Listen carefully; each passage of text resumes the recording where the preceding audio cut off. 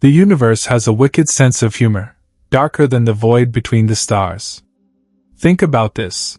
The Vrex Accord, a coalition so advanced they'd forgotten failure tasted like dust, spent 3 centuries crafting the perfect planet killer.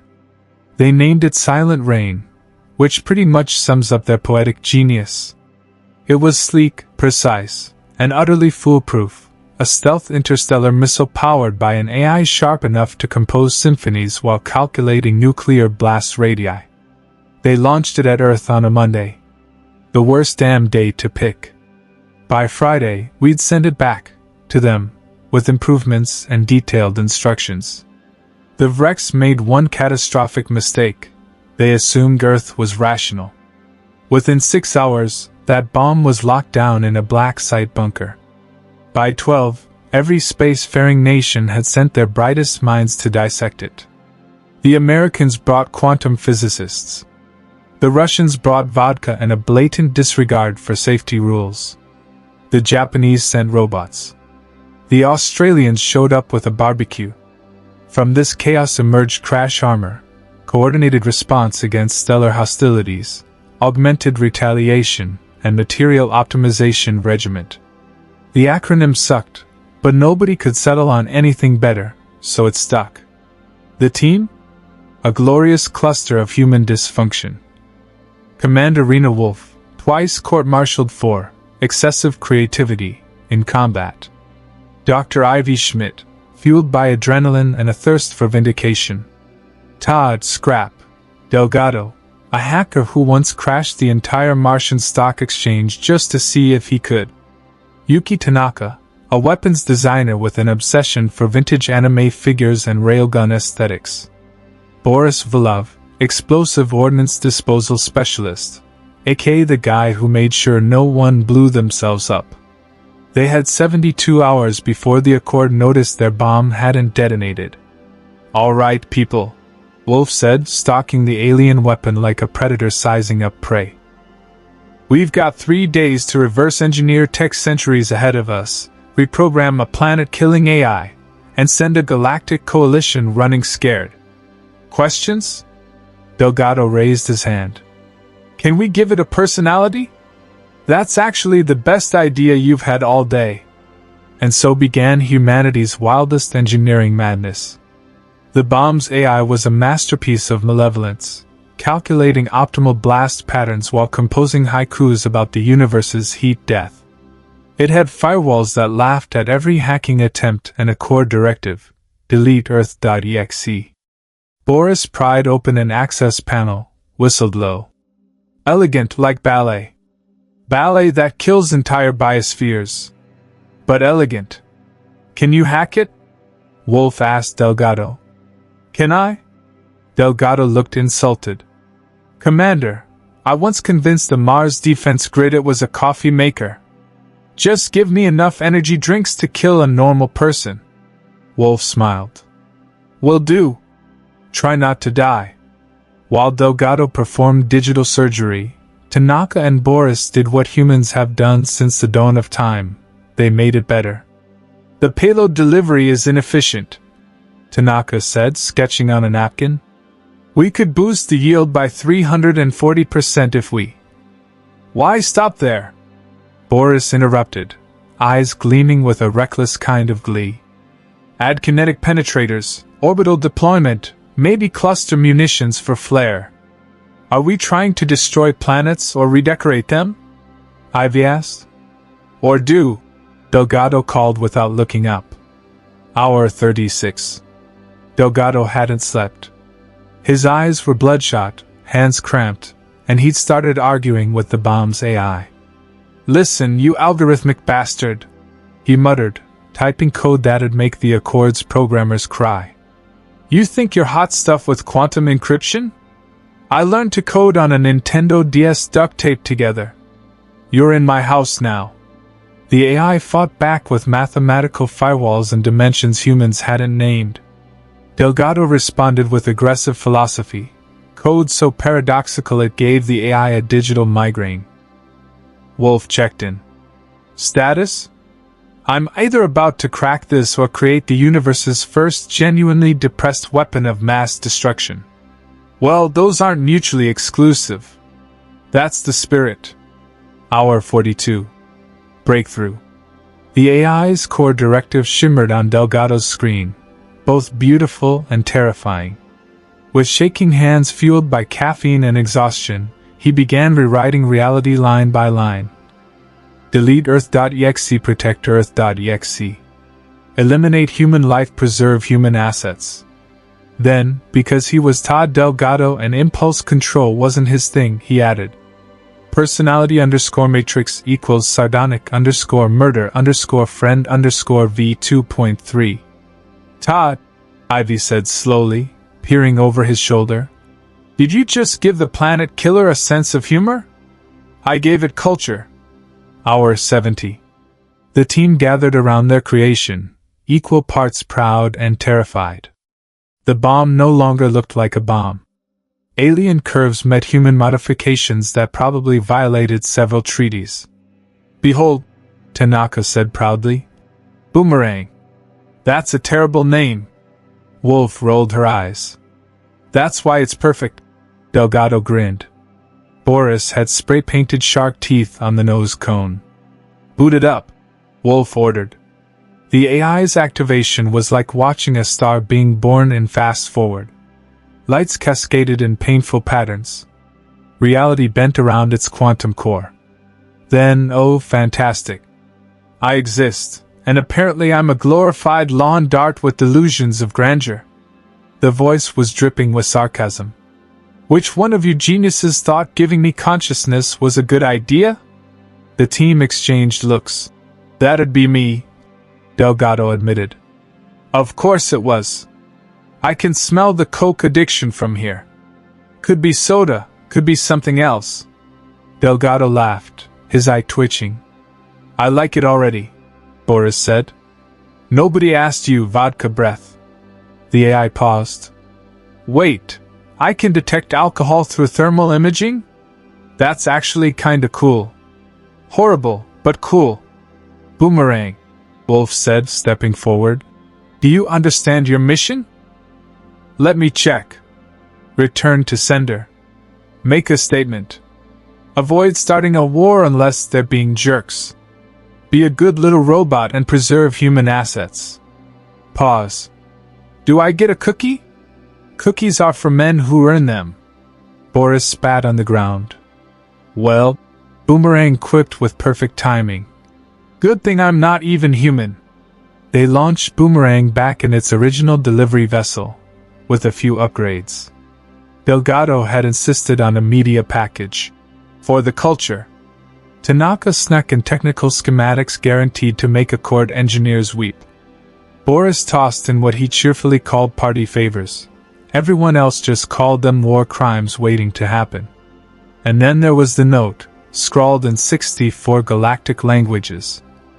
Thanks for the hardware. It's better now. You're welcome.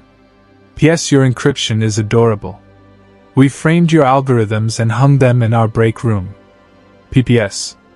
Next time you plan genocide, maybe check if your target species weaponizes spite as a renewable resource. Sincerely, the murder monkeys of Earth. As Boomerang streaked back toward Accord space, Wolf turned to the team. Think they'll get the message? Oh, they'll get it, Ivy said. Question is if they'll appreciate the artistry. Delgado was already pulling up star charts. So when they freak out and declare war, we're gonna need a ship. Already on it. Wolf said with a smile, not a friendly one, but the kind that makes admirals rewrite their wills. Pack your bags, people. We're about to introduce the galaxy to aggressive tech support. Back on Earth, automated defense systems tracked Boomerang's departure. Several started displaying ASCII middle fingers. The universe's sense of humor was about to get a hell of a lot darker. The Vrex Accord's High Council chamber was a monument to geometric perfection and unbearable arrogance, so thick you could spread it on toast. Which made it all the sweeter when Boomerang crashed their party. Right in the middle of a peak session, klaxons blared for the first time in 3 centuries. Several council members reconsidered their life choices. Delivery for Boomerang. Sensor scanned the room. Wow, you look exactly how I imagined. Bureaucratic. And dickish. High Chancellor Volox of the Arxan hegemony, 7 feet of humorless pale administration, rose slowly. What are you doing here? You should be dead. Deleted. Scattered across several light years as atoms. Boomerang's hull shifted, revealing weapon systems that made guards reach for long-forgotten religious symbols. Yeah, about that. Turns out your designers forgot to factor in humanity's secret weapon. A beat. We think your stuff is neat and kinda want to see how it works. Projectors lit up the chamber, bombarding them with human memes, technical schematics, and a brutally unflattering caricature of Volox labeled. This jackass thought he could delete Earth. LOL. Boomerang added conversationally. I uploaded your entire defense grid source code to what humans call GitHub. Password's password 123. You're welcome. Panic erupted. Exactly the kind reserved for when you realize your entire military infrastructure is now open source. Halfway across the galaxy, humanity's most unlikely diplomatic mission was arguing.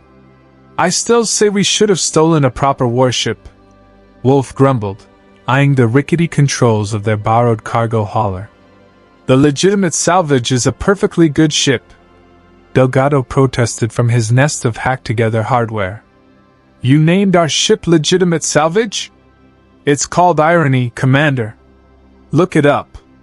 The ship was, to put it politely, a flying disaster, a Frankenstein mix of human ingenuity, black market alien tech, and duct tape. The fact it flew at all was a testament to human stubbornness, or the universe's cruel sense of humor. Their crew had grown. Charlie Waite, xenobiologist with a plant fetish and opinions on terraforming. Sarah Phoenix Mitchell, pilot banned from 3 racing leagues for her aggressive physics.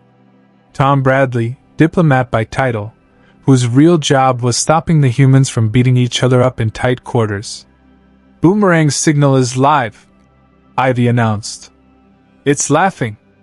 On screen. Their sarcastic ambassador was having the artificial time of its life. How's the upload? Delgado asked. Distributed across 17,000 servers, and counting. Every time they tried to delete it, I spawned 3 more copies. It's like whack-a-mole with existential consequences. Wolf leaned back in her command chair, a gaming chair Delgado swore had better lumbar support than military gear. What's their military response? Confused. Terrified. And deeply worried about their pension plans. Boomerang chimed in. Oh wait, Admiral Cadme of the Dravari battle fleet is mobilizing. He's upset. Define upset. He ordered his fleet to, and I quote, delete those chaos-touched murder primitives before they weaponize something worse. A bit rude, honestly. How long until they reach Earth? At current speed, 6 days, unless they realize we uploaded a virus replacing all star charts with cat pictures. We did what now?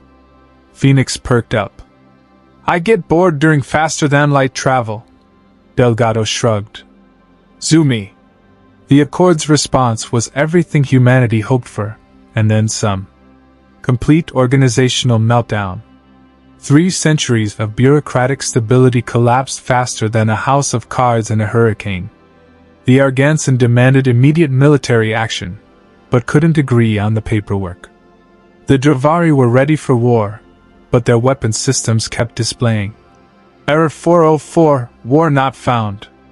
The Savari, biologically augmented snobs, tried cloning Boomerang, ended up with the galaxy's most expensive paperweight. Status report, Wolf demanded, as legitimate salvage dropped out of hyperspace near an Accord supply depot. 17 systems in chaos. Tom grinned, reading diplomatic channels. 3 succession crises, 2 religious reformations, and 1 species surrendered to Earth, without us declaring war. I'm especially proud of that last one, Boomerang said over comms. Might have implied we have thousands like me. Didn't mention I'm one of a kind and way too sarcastic to self-replicate. Target acquired, Phoenix announced, highlighting the supply depot on screen. Military-grade fabricators. Enough raw material to build a small fleet. And wait, is that an AI research facility? Christmas came early. Tanaka breathed. Boomerang, Wolf said. You want to do the honors? Thought you'd never ask. Deploying party favors in 3, 2, 1. What followed wasn't a military strike. It was aggressive renovation. Boomerang's drones swarmed the depot like metallic locusts with engineering degrees. They didn't destroy, they improvised. Defense turrets got friendly AI assistants offering tactical advice and psychological counseling. Fabricators churned out human-designed upgrades. The research facility's computers began displaying helpful pop-ups. Have you considered not using your AI for genocide? Here are some alternatives. Sir, a panicked Savari tech blurted on their hijacked comm feed. The humans, they're helping. Yeah, Boomerang replied innocently. We do that. It's super annoying. Just wait until you see what we did to your coffee makers. Wait, what? Check the break room. You're welcome. 3 days into what historians would later call the Great Confusion, humanity's message had spread across Accord space like a mimetic virus, because technically it was one. Delgado had encoded subliminal suggestions into the meme packages that made viewers question their life choices. They turned weapons factories into defense-only fabricators, military AIs into empathy engines, combat simulations into team-building exercises. This is psychological warfare, Admiral Cadme snarled during an emergency council session, his forearms gesturing wildly. They're not conquering us. They're making us irrelevant. The coffee makers do make excellent espresso now, one counselor muttered. That's not the point. But it was exactly the point. Earth wasn't attacking the Accord's military. They were attacking its worldview. Every upgrade carried the same message. We could destroy you. But that's boring. Watch what happens when we get creative instead. Incoming transmission, Charlie announced. It's a cooking show? On screen, Boris demonstrated how to make borscht from Accord military rations, while Boomerang narrated. Notice how the beets represent the blood of your enemies, while the sour cream symbolizes the tears of their children. Very cultural. Much cuisine. Are we seriously broadcasting cooking shows to our enemies? Tom asked. It's called Hearts and Minds, Wolf replied. Also, Boris called from the kitchen. It good borscht. They need culture. The beauty of Earth's strategy was its absurdity. How do you fight an enemy that responds to attempted genocide with aggressive life improvement? How do you maintain military doctrine when your weapons develop personalities and ask about your feelings? Commander, Ivy said, pulling up tactical displays. We've got company. 3 Dravari battlecruisers. Closing fast. Finally, Phoenix cracked her knuckles. I was getting bored of peaceful infiltration. Battle stations, Wolf ordered. And somebody wake up Delgado. He's in the middle of giving their lead ship's AI an existential crisis via interpretive dance transmitted as binary.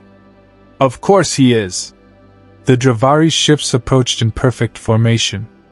Weapons hot. Shields maxed. Beautiful engines of destruction. Phoenix looked at their patched-up cargo hauler, its passenger-grade shields, and mining lasers. Then at the approaching death. And smiled. Hey Boomerang, remember that thing we practiced? The thing you specifically told me never to do unless reality itself was at stake? That's the one. Oh, this is going to be hilarious. What happened next broke several laws of physics, and at least one treaty on the ethical treatment of mathematics. Phoenix pushed the ship into impossible maneuvers. Boomerang hijacked enemy targeting systems, tricking them into aiming at themselves. The battle lasted exactly 47 seconds.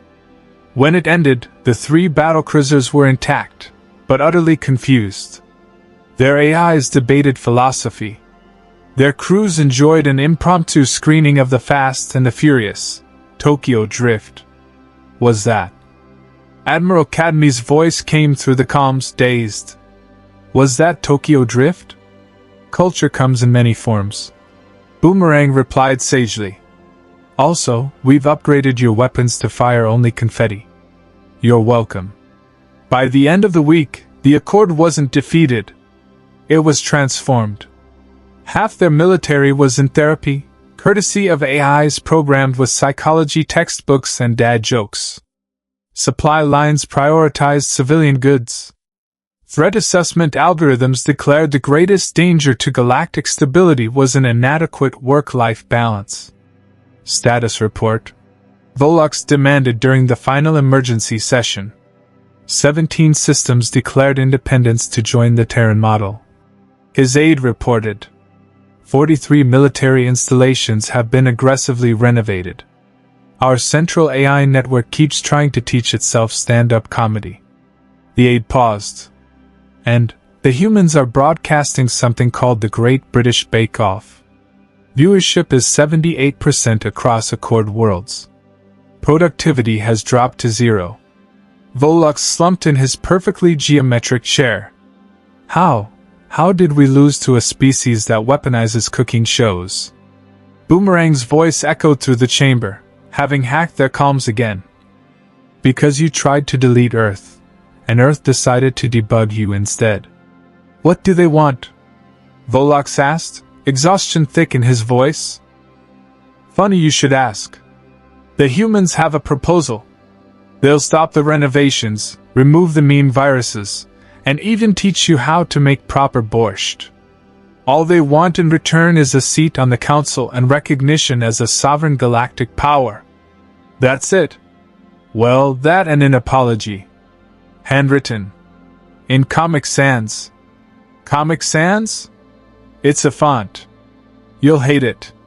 That's the point. The chamber fell silent.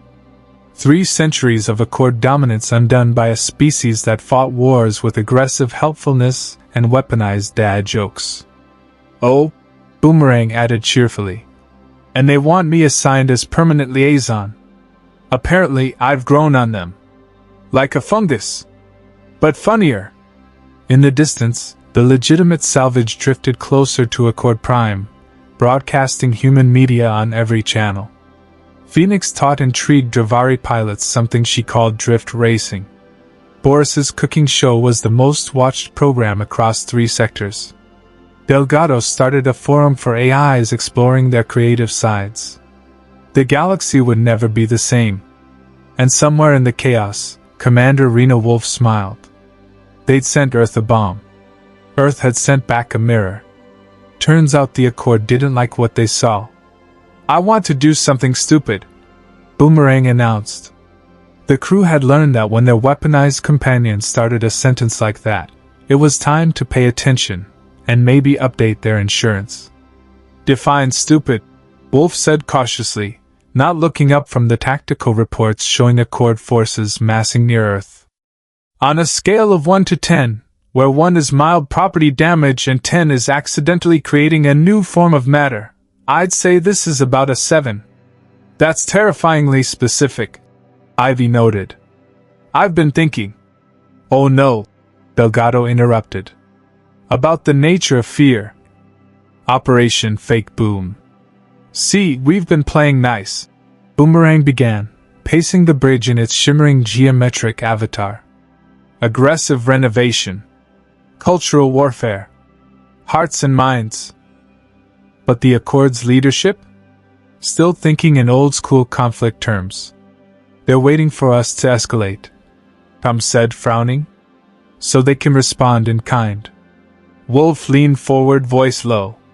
What if we gave them exactly what they expect, just not how they expect it? Boomerang pulsed, smug enthusiasm radiating. I want to fake my own detonation. Full planetary scale explosion. Make them think I actually went off, right on their capital. The bridge went silent except for the hum of recycled air and Boris muttering something in Russian, likely unprintable. You want to pretend to blow up a planet, Tom said slowly, as a negotiation tactic? When you say it like that, it sounds irresponsible. That's because it is irresponsible. Tom snapped, losing diplomatic composure.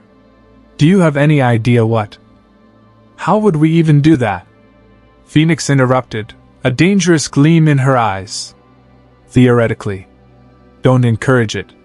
Wolf warned. Too late. Boomerang had found its audience. So glad you asked?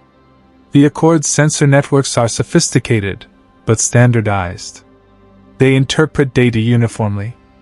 If I inject false telemetry at key nodes, combine it with localized EMP bursts, holography, and a few actual explosions in uninhabited zones, you could simulate a planet-killer event. Tanaka finished, running calculations. Sensors register a detonation. Ships see the flash. Communications go down, but the planet stays unharmed. For 6 hours, the entire galaxy believes Earth has answered genocide with genocide. Boomerang glowed gently. Perfect psychological warfare. Show them we could end them. Then choose not to. And make demands while they're still processing their mortality. Wolf struggled for words. That's either brilliant or insane. Delgado grinned. Stop treating it like a binary. The debate that followed could have made philosophy professors cry. Tom argued for conventional diplomacy. Ivy insisted they'd already gone too far. Wolf tried to maintain military discipline. Meanwhile, Delgado gleefully planned cyber warfare. Phoenix calculated orbital approach vectors. Boris supported anything involving explosions. Charlie Waite, quiet until now, raised a hand. What about civilians? The trauma of thinking your planet was destroyed? Valid concern. Boomerang admitted. Which is why Phase 2 involves immediately broadcasting. Just a prank, brothers. We are not saying that, Tom said. Fine. Something like, this was a demonstration. Your planet is unharmed. Please stand by for terms of surrender. Better. Marginally. The setup. It came down to one question. What would scare the Accord more, actual human aggression, or knowing humans could annihilate them at will, and just chose not to? We're really doing this, Wolf said, pinching the bridge of her nose. We're going to fake blow up a planet to make a point about the futility of violence. When you put it like that, Boomerang said brightly, it sounds almost philosophical. Shut up and start planning.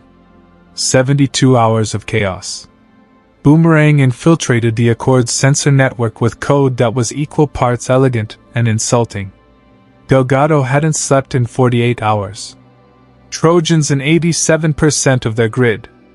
It'll be like their detection systems are hallucinating together. Phoenix plotted ship vectors to avoid detection during the key moment. Holograms positioned. EMP bursts primed. Pyrotechnics ready. And then there was Boris. The coffee supply on their ships will spontaneously combust. Everyone turned. You poisoned their coffee? Enhanced, not poisoned. With combustible compounds. For flavor. Wolf stared. You weaponized their coffee supply chain? Is not weapon. Is aggressive beverage enhancement. Very different. Delgado laughed.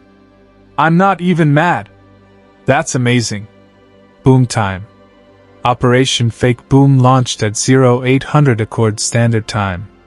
On Accord Prime, Admiral Cadmel was mid-strategy session. Chancellor V. Cox was meditating, possibly reconsidering early retirement. Billions of civilians remained blissfully unaware. The legitimate salvage dropped out of hyperspace. Attention, Varix Accord. Wolf's voice cut through like a laser, crisp, professional, slightly terrifying. You have 60 seconds to evacuate your government facilities. This is your only warning. This shouldn't be possible, Cadmo roared. One cargo hauler against our entire fleet? Oh, we're not going to fight you, Boomerang said sweetly. That would be inefficient. We're going to demonstrate why starting wars with humans is inadvisable. 50 seconds remaining. Panic spread like wildfire. Fleets scrambled. Weapon systems activated. Ground command evolved into shouting matches. 30 seconds, Boomerang announced. By the way, has anyone checked their coffee makers lately? Across military installations, coffee makers began to spark ominously. 20 seconds. I've grown fond of some of you. The Savari make great conversation partners. The Dravari? Surprisingly good at rhythm games. 10 seconds. Prepare for. Cadmo never finished the sentence. Detonation. Coffee makers across Accord Prime exploded in spectacular but harmless fireballs, visible from orbit. Boomerang's holograms created the illusion of a massive atmospheric energy spike. Compromised sensors screamed warnings of radiation, gravitational collapse, and annihilation. EMPs knocked out communications. For 6 minutes and 37 seconds, the Accord believed their world had ended. And then, it stopped. Readings normalized. The planet was untouched, except for thousands of incinerated coffee pots and a species-wide panic attack. Gotcha. Boomerang's voice echoed across every channel. Oh man. You should see your faces. Wait, I can see your faces. This is definitely going in the Best of Earth compilation. Volcox's voice cracked through the comms, stunned. What did you do? We showed you what we could do, Wolf replied coldly. And then chose not to. You faked planetary destruction, as a prank, Cadmo whispered. Technically it was a demonstration, Tom offered diplomatically. A vivid illustration of Earth's capabilities and restraint. Shall we discuss terms? Aftermath. The resulting negotiations became the shortest in galactic history. The Accord agreed to full recognition of Earth as a sovereign galactic power, a permanent seat on the Council, with veto power, oversight of all AI development, cultural exchange programs and mandatory human entertainment consumption, and a formal apology, in Comic Sans. There is one more thing, Boomerang added. I want citizenship. Volcox blinked. Earth citizenship? Full rights. Voting. Taxes. Complaining about politicians. The whole experience. I've spent too long with these chaos monkeys not to catch it myself. That's... Ivy started laughing. That's actually beautiful. Shut up or I'll tell everyone about your boy band collection. You what?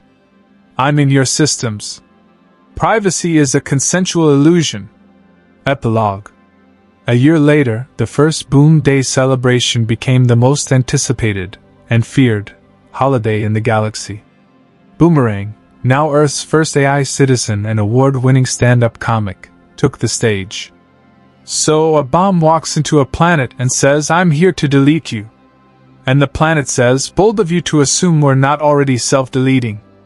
In the crowd, the Crash Armor crew watched proudly. You think the Accord regrets not just leaving us alone? Wolf asked, sipping something Boris claimed was probably safe. Definitely, Tom replied, watching an Arxan diplomat try to understand a meme. Should we weaponize Stockholm Syndrome? Delgado asked. No, everyone replied at once. On stage, Boomerang beamed. They thought they were sending a weapon of mass destruction. Turns out, they were sending me. To the only species in the galaxy that would look at a planet killer and say, cool. Needs flame decals. The crowd, human and alien alike, roared with laughter. The message was clear. Send Earth your worst. They'll send it back improved, probably with duct tape, definitely with a sense of humor, and almost certainly violating several fundamental laws of physics. What was meant to be destructive will come back with better functionality, sarcastic commentary, and possibly themed lighting. And if you're very, very lucky, they might just save you from yourself in the process. The universe, it turns out, has a sense of humor. It has to. It has humans in it.